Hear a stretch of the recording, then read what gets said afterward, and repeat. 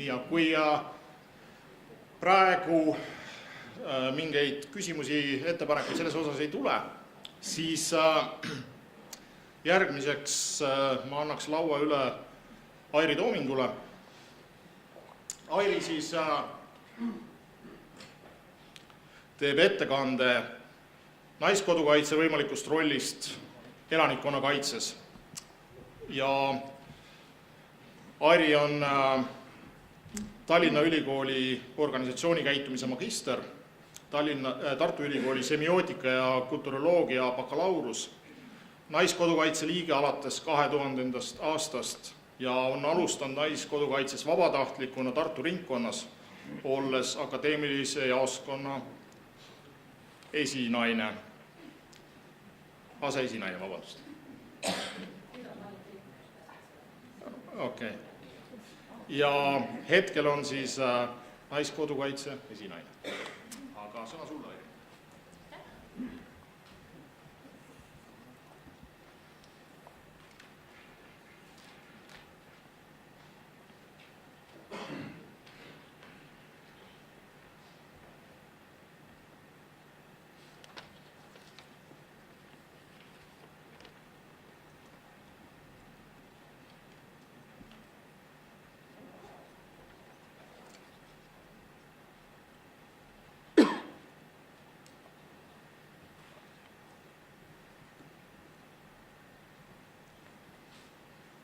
Tervist minu poolt, et minu lühitutvustuse tegi juba moderaator siin ära, et lähen siis kohe oma ettekande juurde.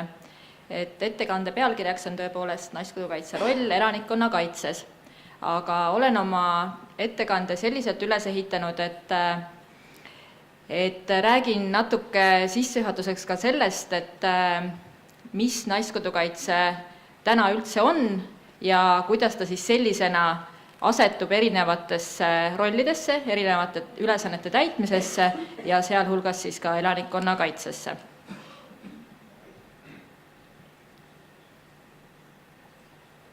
Nii, et naiskodukaitses on meil inimesed, et päris palju inimesi, ühtekokku ligi 2500. Inimesed on meil üsna erinevad oma siis tausta poolest, vanuse poolest, ja ka siis oma teadmiste ja oskuste poolest, mis nad on omandanud väljaspoolt organisatsiooni või ka siis organisatsiooni seest.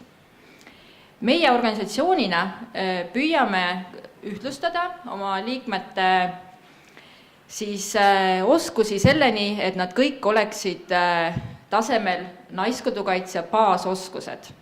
Ehk siis, et iga liige, iga üksik liige nendest 2500 läbib naiskodukaitse baasõppekursuse.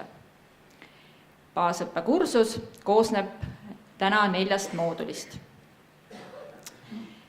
On sõdurioskuste moodul, mis on siis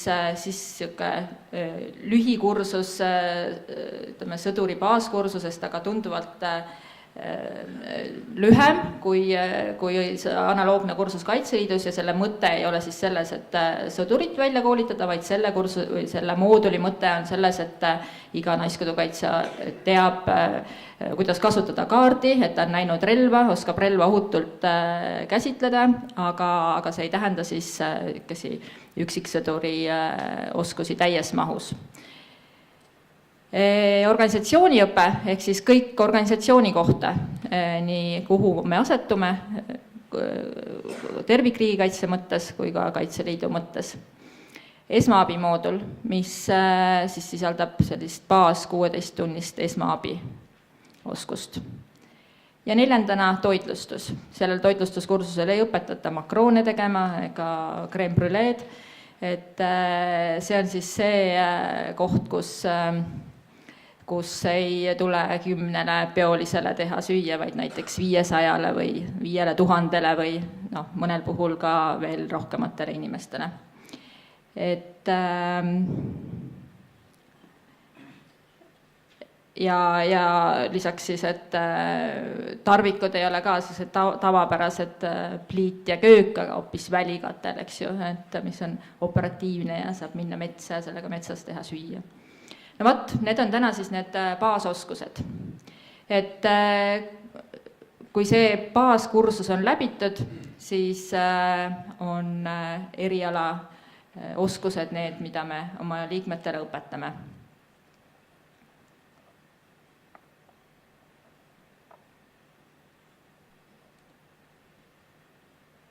Erialane väljaõpe ja erialast väljaõpet me siis anname vastavalt erialagruppidele, kuhu liikmed kuuluvad.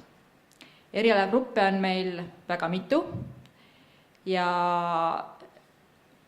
nad on siis jällegi, ütleme nii, et nende moodustamine tuleneb sellisest praktilisest vajadusest, et mis meie organisatsiooni ees on seisnud ülesanded, et selle baasilt siis on tulnud ka need erialakursused ja erialarühmad. Et siin on nüüd näha, et siin on 8 erialagruppi, et nüüd ma tasapisi hakkan juba sinna jõudma, kuhu ma jõuda tahan, ehk siis, et meil on naiskodukaitsjad, neil on erinevad oskused, mis tulevad baaskoolitusest ja oskused, mis tulevad siis erinevatest erialakursustest. Et sealt siis tulevad need 2500 väga erivärvilist ühikut, kes meie organisatsioonis on. Nüüd, ega me ei tegele ainult väljaõppega sellepärast, et lihtsalt tegeleda millegagi. Et kõige selle mõte on ikkagi see, et liikmetel oleks rakendus siis riigikaitse kontekstis täpselt nii laialt, kui me siis seda riigikaitse mõistet mõtleme. Ja rakendusega on siis niimoodi, et meie liikmete hulgast mingi hulk kuulub nii-öelda sõjaaja üksustesse. Et kui siin Kaitseliidu ülem ennem ütles, et liige saab valida, kas ta läheb siis sõjaaja üksusesse ja läheb Kaitseliitu või läheb naiskodukaitsesse midagi muud tegema, siis ma jällegi siin parandan, et naiskodukaitsesse tulles on täiesti selline legaalne võimalus olla siis nendes rohelistes nii-öelda sõjaaja üksustes ja päris paljud meie liikmed seda ka on, tihtipeale just läbi nende erialade, mida ma siin ennem näitasin, et nad on medikute ametikohtadel, on toitlustusametikohtadel, aga on ka täiesti kõikvõimalikel muudel sõdurid, eriala mõttes, miinipildurid, kuulipildurid, nii edasi. Mingi hulk on siis nendes nii-öelda sisekaitseüksustes, jällegi selle sama loogika alusel, ehk siis, mis ma rääkisin siis nii-öelda sõjaüksuste puhul. Ja nüüd on terve hulk muud. See muu ei ole selles mõttes muu, et see on nüüd see vähem tähtis muu, vaid see on just see, tänu millele me üleüldse nii-öelda siis väärtust omame eraldiseisva organisatsioonina. Et see on see baas ja alus, et kust me üleüldse siis nii-öelda, mille kaudu me naisi saame nendesse samadesse rohelistesse üksustesse, kollastesse üksustesse. Selle baasilt me saame täita ühekordseid projektiülesandeid, olgu need siis sinilillede müümine, anname au kampaanias, olgu need laulupidude toitlustamine, olgu see siis ütleme, et sellises igapäevaolukorras malevaürituste tagamine, erinevad koostööprojektid, mida tehakse. Ja muu hulgas on siis ka see, et me selle muu raames arendame ja hoiame omaenda organisatsioone ja leiame siis neid lisaväljundeid, milleni ma siis nüüd õige pea jõuan. Et kui me räägime sellistest suhtarvudest, siis me oleme võtnud sihiks, et ligi pool pikemas perspektiivis meie liikmeskonnast võiks siis kuuluda sellistesse kindlatesse üksustesse, kindla ülesandega ja see ülejäänud pool oleks siis nii-öelda pisut vabamalt formeeritav jooksvalt erinevate ülesannete täitmiseks. Nii, ja see oli siis nüüd see taust, et selle tausta baasilt on, ma usun, päris sobilik minna edasi ja nimetada sellist märksõna nagu ohutushoiuõpe. Ohutushoiuõpe, see märksõna käis siin juba läbi härra Margo Klause ettekandest, et naiskodukaitse tõepoolest sellise kursuse on välja töötanud, et oleme seda teinud oma varasema väljaõppe baasilt, et meil on olnud ajalooliselt igapäevaturvalisuse kursus, mida me oleme oma liikmetele siis õpetanud. Aga ta suuresti tulenes tegelikult meie enda sellisest sisetundest, meie liikmete tahtest ja nendest küsimustest, et kui siin ütleme aasta natuke rohkem, paar aastat tagasi kuidagi kõik tundsid, et läheb nagu mingis, selline kuklatunne oli, et kuidagi läheb nagu ärevamaks, siis üha enam hakati küsima, et aga et meie, eks ju, et kuule, aga mul naaber ka küsis, et kuule, sa oled see naiskodukaitsja, et kuidas, mis ma siis tegema pean, et ütle mulle, mis ma sealt poest pean ostma siis koju, eks ju. Et järjest rohkem tuli selliseid signaale, et on mingi ühiskondlik ootus, ja et meie liikmed tunnetasid seda ja liikmed peegeldasid omakorda seda tunnetust nii-öelda siis meile, nii et nii-öelda meie, kes me siis algatame protsesse nii-öelda oma organisatsioonis. Ja see oli tõesti selline protsess, kus me käisime välja idee ja kui muidu on ikka igasuguste uute ideedega niimoodi, et et sellise auditooriumi ees selle välja käid, siis üldiselt inimesed tunnevad seda tööraskust, mis sellega kõik kaasneb, eks ju, et issand, kust me jälle selle aja võtame ja kust me need inimesed võtame ja nii edasi. Et siis ütleme, selle idee puhul ma mäletan täpselt, meil oli oma suur aasta koosolek ja siis kõik olid nii rõõmsad, et lõpuks ometi, et see on täpselt see asi, mida me ka, eks ju, peaksime tegema. Ehk siis see selline oma liikmete tahe on seal selle all, et sellepärast ma arvan, et see on ka nagu õige asi, et me oleme sellega plaaninud tegeleda ja sellest edasi minna. Ja siis nii-öelda konkreetsemalt juba kava juurde tulles, et selle on koostanud meie oma siis nii-öelda väljaõppe tehnoloogilised spetsialistid, kasutades kõiki kaasaegseid õpetamismetoodika põhimõtteid, aga erialases mõttes me oleme siis kaasanud eksperte igas alavaldkonnas, kaasa arvatud siis ka härra Margo Klaas on oma siis sellised sisendid ja ettepanekud esitanud ja aidanud meil ka kogu seda nii-öelda kontseptsiooni natukene mõelda. Nii, aga mida see kursus siis sisaldab? Kindlasti te tahate juba hirmsasti teada, eks ju, et õudselt põnev, et kõik on siin juba hommik peale on suur ettevalmistus sel teemal käinud, et nüüd meie tuleme ja räägime asjast, eks ju. Et selline asi, et valmistu, planeeri, ole kursis, et sellele võiks siis see meie läbiviidav kursus vastuse anda. See õpe on mahus 20 tundi, mõte on siis selles, et see on teostatav ühe nädalavahetuse jooksul, et kui me räägime inimesest, vabatahtlikust, kes saab kursusel osaleda, siis ei ole mõtet seda teha pikemalt, ehk siis, et siis läheb juba administreerime üle, kui me mitu korda inimest peame nii-öelda kohale kutsuma, et see peab olema õpetatav ühe kohale kutsumise jooksul ja üle 20 tunni jällegi ei mahuta hästi ühte nädalavahetusse, et siit on see ajaline piirang, see on siis 20 akadeemilist tundi. Et ta sisaldab üsna ootuspäraseid asju, mis ma arvan, mida selline kursuse kava võiks sisaldada. Et on üldised juhised hädaolukorraks. See samas, et mõeldud on siis sellised looduskatastroofe, üldiseid kommunikatsioonide tõrkeid, mis puudutavad suurt hulka inimesi või suurt hulka ressursse.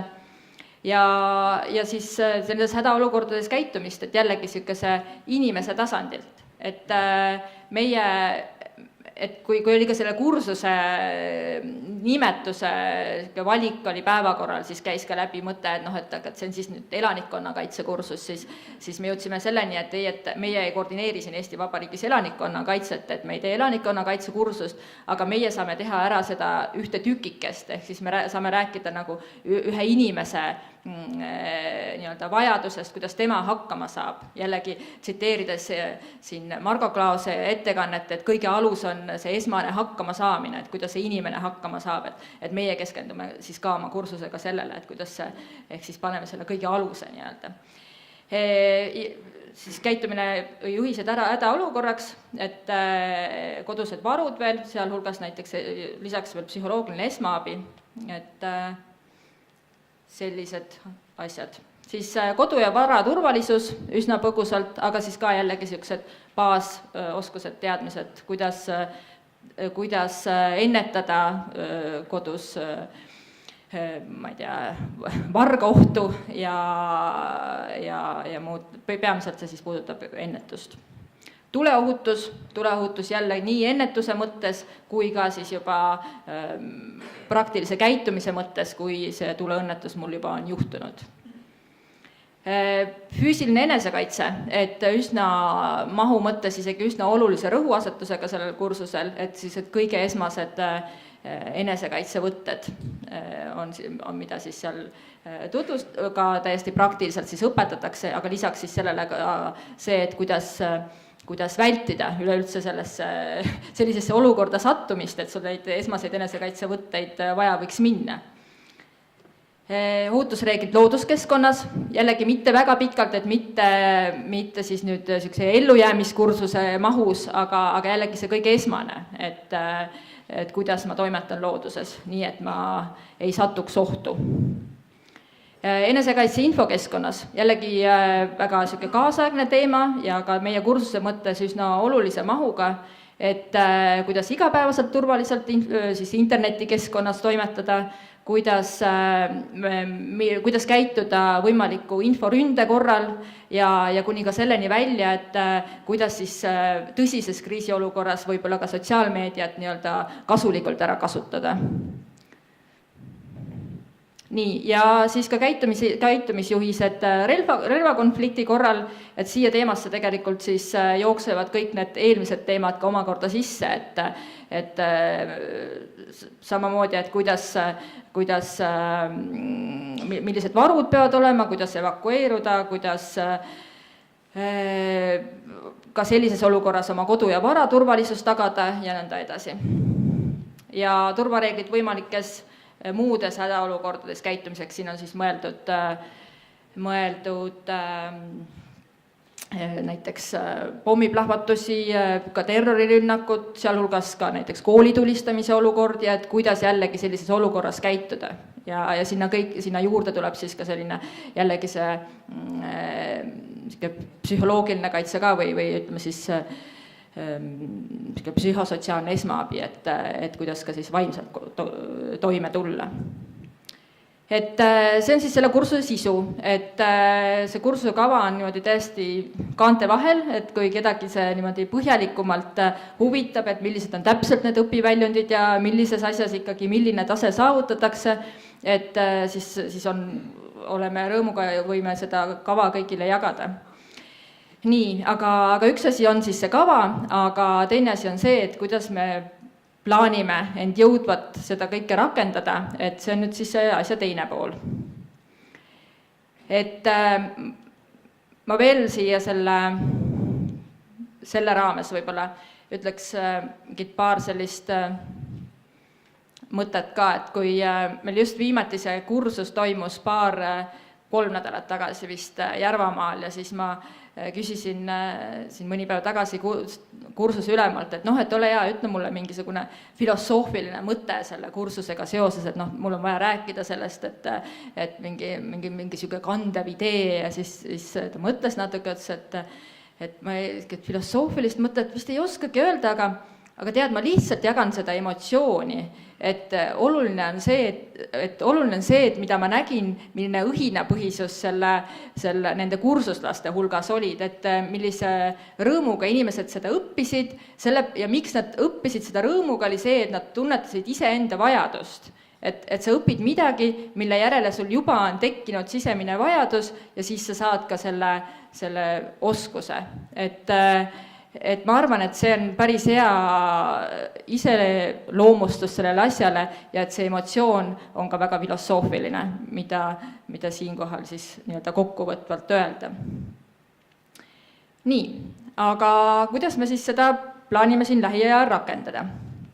Et tänavune aasta on olnud siis see aasta, kui me oleme teinud kursuse kava ja me oleme õpetanud instruktoreid ja meie esimene põhimõte nii selle kursuse puhul kui ka tegelikult kogu oma väljaõppe ülesehitamisel on see, et instruktoriteks on oma liikmed. Et seal on väga mitu sükest jällegi sükest põhimõttelist asja, miks me sellest kinni hoiame. Et üks asi on see, et see aitab nii-öelda tervikorganisatsiooni arendada, selles mõttes, et me pakume mingile hulgale liikmetele, kes on juba tavategevusest nii-öelda välja kasvanud, otsivad täiendavaid eneseteostusvõimalusi, et me pakume talle nii-öelda seda instruktori karjääri. Et see on see nagu üks asi, aga teine asi on ka lihtsalt selline nii-öelda ressursi tekitamine nii-öelda, et ega see on jällegi teada, et meil ei tule seda kuskilt, me ei saa seda tellida, et meil on niisugune kursus ja palun, meil on nüüd vajame sellise ja sellise kompetentsiga homseks, eks ju, 15 instruktorit, et ilmselt ei ole kellelgi meile neid eraldada. Ja samas me leiame, et need oskused ja teadmised, mis me selle kursuse baasil tahame anda, on nii baas, et seda tegelikult on võimalik õpetada ärksale siis motiveeritud õpetajale, instruktorile, kui ta saab piisavalt siis neid omakorda nii-öelda instruktori õpet. Ja seda nii siis nii-öelda sisulises mõttes, kui ka siis nende õpetamisoskuste mõttes. Ja tõepoolest siis kogu aeg järgides ka seda, et ainult ei oleks tagatud see, et ta on oma ala spetsialist, vaid et ta oskaks seda niimoodi edasi anda, et see, kes seal siis õppija rollis on, et ta tõepoolest tahab seda ka omaks võtta, sest selle kursuse puhul eriti, igasuguse õppimise puhul muidugi, aga siin eriti on äärmiselt oluline see, et muutuks tema hoiak. Et sellest ei ole kasu, kui ta loeb kuskilt midagi, eks ju.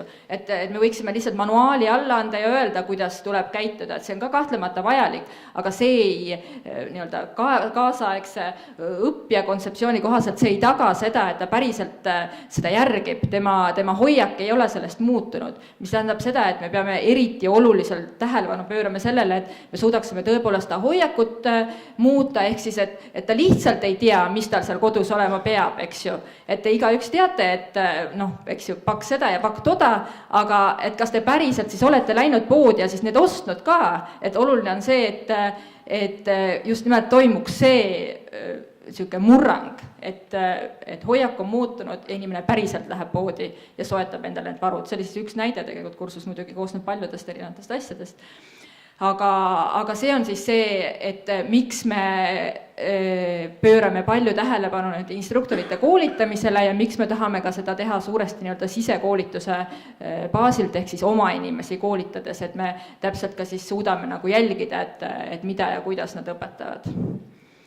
Meie järgmine siht on see, et see sama moodul saab meie oma liikmete baasväljaõppe mooduliks üheks, ehk siis, et meil ei ole enam 4 moodulit, nagu ma teile siin oma ettekande alguses näitasin, vaid et neid mooduleid oleks 5, et lisandub siis see ohutushoiu moodul.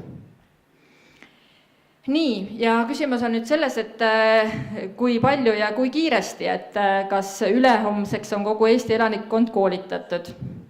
Et kahjuks pean andma kurvastusega teada, et ei juhtu seda ülehomseks.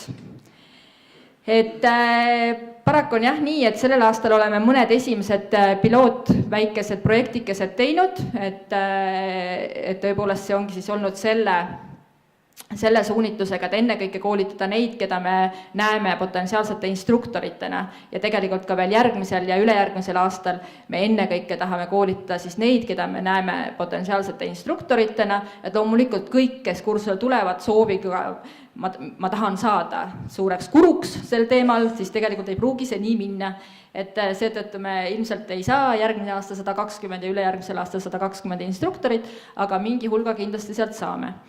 Et need arvud kogu Eesti mõttes ei ole meeletud, aga need on see siuke rahulik rütm on oluline selleks, et me saame selle nagu kvaliteetselt käima. Et aga tõepoolest siis aastal 2019 praeguse plaani järgi me oleme siis võtnud ambitsiooni, et siis iga ringkond ehk siis Kaitseliidu mõttes maleva tasandil olev üksus suudab siis oma kursust läbi viia, et ka seal koha peal on siis nii palju instruktoreid, kes suudavad seda kursust läbi viia.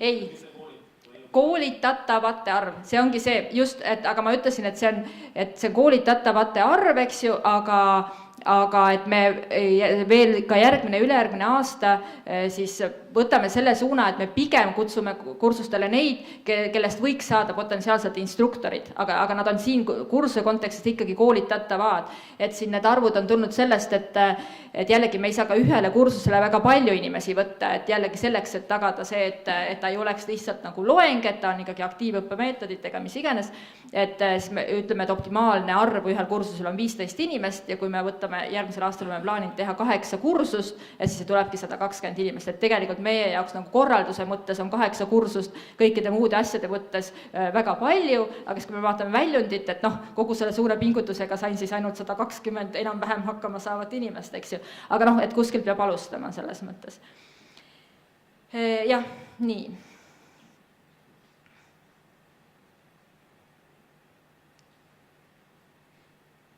Et see on siis meie selle õppekava kohta, et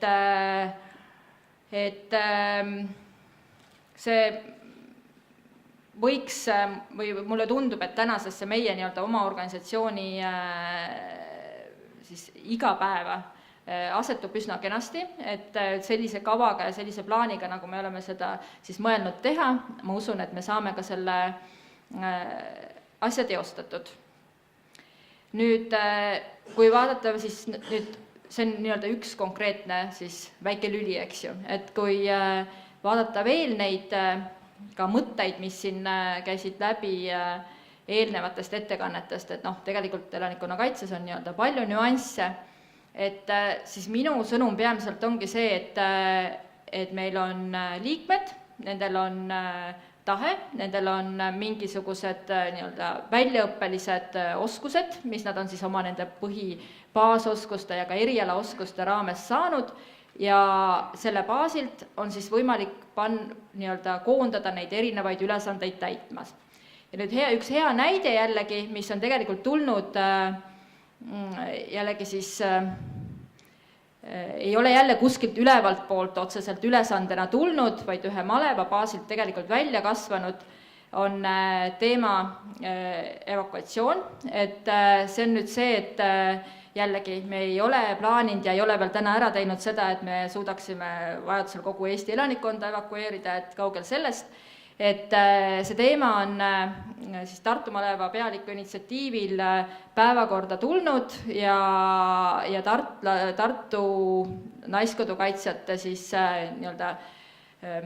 kahel korral järgi proovitud ja ka kontseptuaalselt välja mõeldud, et kuidas peaks siis üks evakueerimine, perede evakueerimine välja nägema ja on tehtud seda siis ühe siis suurõppuste raames, kus on Kaitseliidu liikmete perede, ehk siis täpsemalt või siiani küll siis laste evakuatsioon läbi viidud, et ja nende siis ka praktiliste kogemuste baasil enne neid ja ka pärast neid on siis ka niisugune väike kontseptsioon kokku pandud, et mis on siis vaja selleks ja kuidas see siis välja näeb. Et tõepoolest siis on ära kirjeldatud need etapid, et info kogumine ja ohutu sihtpunkti leidmine kusagil mujal, vajaliku varustuse hankimine, transport ja siis, kui see kõik on tehtud, et ka see evakuatsioonilaagri toimimine, et me ei saa lihtsalt inimesi kuhugi kokku ajada, et seal peab siis nagu toimuma tegevus, ja see kõik peab niimoodi, eriti kui me räägime lastest, et see peab olema kõik väga niimoodi hoitud kätes ja sellest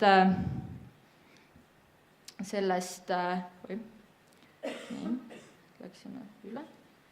Et sellest tuleb siis jälle niisugune kena pilt, mis illustreerib minu seda eelnevat filosoofiat, mida ma siin olen üritanud edasi anda, ehk siis, et naiskodukaitsjad on erinevate erialaste oskustega ja neid on võimalik siis kokku panna erinevate ülesannete täitmiseks. Et selle sama evakuatsiooni puhul, et sisuliselt seal on vaja juhti, et meil on olemas oma organisatsioonis palju juhtimiskogemusega inimesi, kes on oma rakukesi juhtinud ja seda harjutanud aastaid, Sinna on vaja, ütleme siis, info haldajaid, näiteks staabiassistantide näol, sinna on tarvis meditsiiniabi, meditsiiniinimeste näol, seda on kõike vaja toitlustada ja kui me räägime lastest, et nende lastega peab keegi tegelema, näiteks on kenasti võimalik noortejuhid ära kasutada.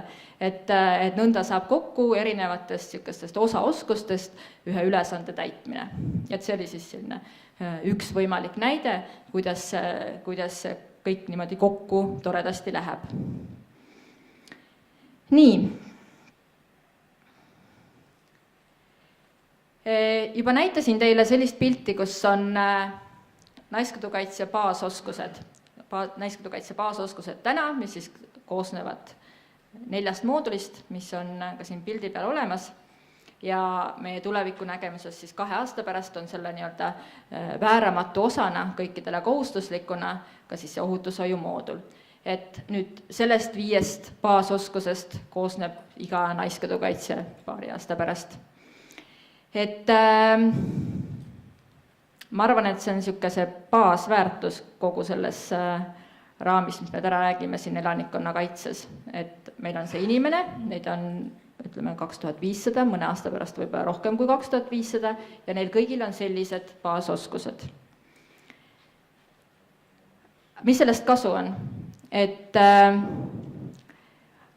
iga naiskodukaitse ei ole lihtsalt naiskodukaitse kusagil kinnises ruumis, aga ta on ka elanik, üks osa sellest samast elanikkonnast, et see naiskodukaitse ongi ka üks elanik. Ehk siis, et seesama baasoskustega naiskodukaitse saab ise hakkama, märkab ja aitab abivajajat ja selle läbi on turvalisem elukeskkond kõikidele.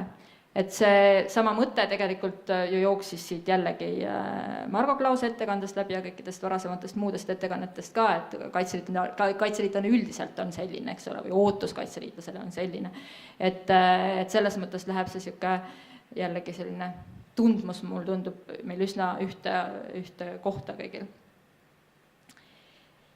Nii siis üks pool sellest, mis sellest kõigest kasu on see, et see naiskodukaitse ise üksikindiviidina on kasulik lüli ühiskonnale. Tänu temale, sellele, et ta võib-olla mitte ainult see, et ta ise saab hakkama, vaid see sama nii-öelda ka naabri ootusele vastamine, et ma märkan ka seda, et kuidas sellel memmel seal metsatares läheb, et ma panen tähele võimalikke nii-öelda mitte veel ohtlikke olukordi, aga ohupotentsiaali ja kõik see, et see iga üksik natuke turvalisem lüli, kes siin tänaval või kuskil meil ümber liigub, et sellest juba on suur abi. Et ühelt poolt siis iga naiskodukaitse on elanik ja teiselt poolt meil on siis ka väga konkreetne võimekus täita ülesandeid, et meil on igasuguseid naiskodukaitseid, selliseid rohelisi tükikesi, selliseid siniseid tükikesi, selliseid tükikesi, selliseid tükikesi, selliseid ka ja selliseid isegi. Ja siis neid saab kokku panna, näiteks selliseks tükikeseks. Ja siis saab sellise majakujulise ülesande täitmiseks kasutada ka neid, näiteks mis iganes ülesanne. Ühte tükikest saab panna nii sellesse rohelisse üksusesse, nii sellesse kollasesse üksusesse, seda teist tükikest, eks ju, sama tükikest ei saa, et sellest teemast oli ka siin juba juttu. Aga saab siis ka panna neid elanikkonnakaitse ülesandeid täitma. Ja siis saab eriti uhke maja ka teha, kui on väga suurt tahtmist ja ülesanne tuleb. Et vaat sellisel viisil. Et see on minu poolt kõik. Suur tänu teile!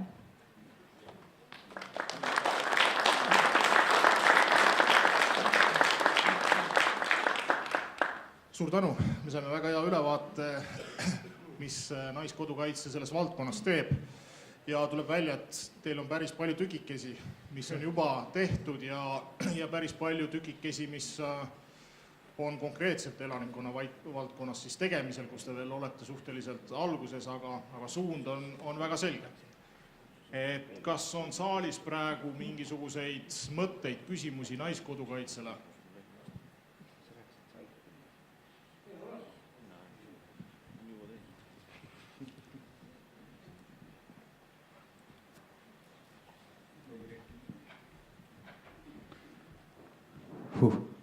Hakkas tööle. Tegelikult on Airi, et mida mina ütlesin, oli see, et naised ise määratlevad ära, kuhu nad tahavad minna. Et Kaitseliidus minu jaoks ei ole piire. Et see, kui te olete Naiskodukaitses oma identiteedi poolest, aga tahate kuuluda sõjaüksustesse, täiesti okei. Ei ole mingit piiri. Küll aga ma tahan küsida seda küsimust. Ühel teie keskkogul esitasin ma teile teatud väljakutse. Ja see, mis sa praegu näitasid, need kursused, see näitab seda, et teil on tegelikult olemas täiesti praktilised väljundid, mida te õpetate. Ja ma tegin teile väljakutse koostada väike käsiraamat, sest see oleks ka üks võimalus paralleelselt liikuda ja neid sama oleks meelest ära, mis see siis oli? Ohutushoid, jah. Et paralleelselt me saaksime ka Kaitseliidu liikmed ja ka nende pereliikmed ja ka nende sotsiaalsed võrgustikud, et läbi selle hakata juba seda ka levitama, sest et see, mida te täna teete, on juba parimad praktikat, mis on kokku korjatud ja metoodiliselt rakendatud ja kasutatavad. Kas teete selle käsiraamatu? Muidugi teeme. Natuke küll teises vormis. Et meil on jah kombeks üldiselt Kaitseliidu ülema väljakutsed kõik vastu võtta, et kui tal on uitmõte, et tehke seda, siis küllap me teeme, aga niimoodi, et see meile sobib. Et nende juhistega on nüüd niimoodi, et me ei tee seda sellisel pabermanuaalil, mida me jagame kätte kuhugi. Oleme kuulnud, et just paar nädalat tagasi ilmus siis nii-öelda see varude nimekiri või et me ei hakka nii-öelda kedagi dubleerima, et meil on palju innovaatilisem idee, et on plaan siis järgmisel aastal väikest eeltööd oleme juba teinud, et teha äpp ja siis äpp mitte ainult ohutushoiu teemaline, vaid siis ka nii-öelda need muud Naiskodukaitse baasoskused, ehk siis ka see esmaabi on seal sees, alates ma ei tea, elustamise algoritmist ja siis ja tõepoolest siis kõikide nende ohutushoiualaste näpunäideteni välja, et täpselt kuidas see välja nägema hakkab, kõik on töö küsimus, aga selles mõttes, et sellises vormis oleme täna plaaninud seda teha ja just ka selle tõttu, et võtta jällegi endale mingi selline nišš, et mida keegi veel ei tee, et ei ole mõtet, et mitu ametkonda teevad sama asja, et me oleme nüüd natuke uurinud, et tundub, et äppi vist keegi ei tee, et vähemalt me ei ole kuulnud, aga nüüd me oleme nii suure publiku eest selle välja öelnud, et katsugu nüüd keegi meie idee ära võtta, et ühesõnaga, et selline plaan on. Et see on siis tõesti, see oleks suunatud siis kogu Eesti elanikkonnale, et kui me koolitada ei jõua homme ja kõiki, et siis selle äpi abil me ikkagi siis saame igale ühele oma väikese tükikese meie üliväärtuslikust teadmisest anda ja oskusest.